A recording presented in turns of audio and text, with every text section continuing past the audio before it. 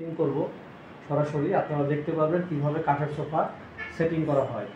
তো এখানে একটা প্রিন্টের সোফা কভার দেখতে পাচ্ছেন আপনার মেরুন কালারের ফ্লোর প্রিন্ট।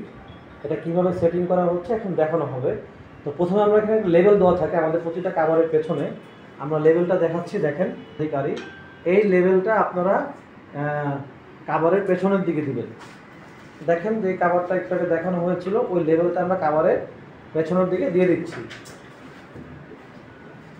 দেখতে পাচ্ছেন মিস্টার শাকিল সাহেব পিছনে ডস্টিংটা লাগাচ্ছে, একইভাবে আপনার এমন সব পিছনে ডস্টিংটা লাগাচ্ছে।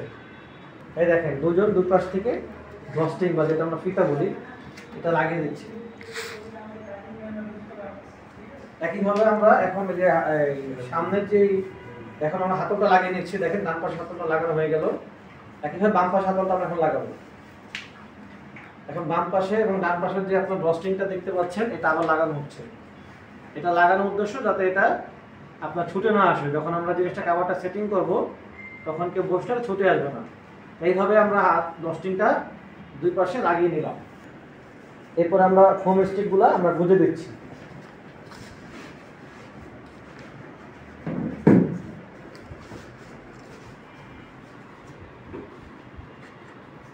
আপনাদের কাছে 4টি ফোম দেওয়া থাকবে ব্যাগের ভেতরে।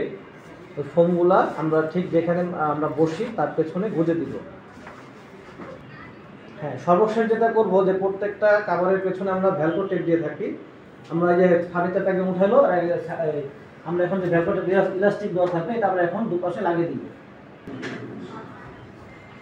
এই যে দেখতে পাচ্ছেন স্কুলের ব্যাগের মতো লাগিয়ে দিলাম, তাহলে আমার ফিটিংটা পারফেক্ট হয়ে গেল। ঠিক একই প্রক্রিয়ায় আপনারা প্রিন্টের কাঠের সোফা খুব সহজেই নিজে নিজে বাসায় সেট করতে আপনাদের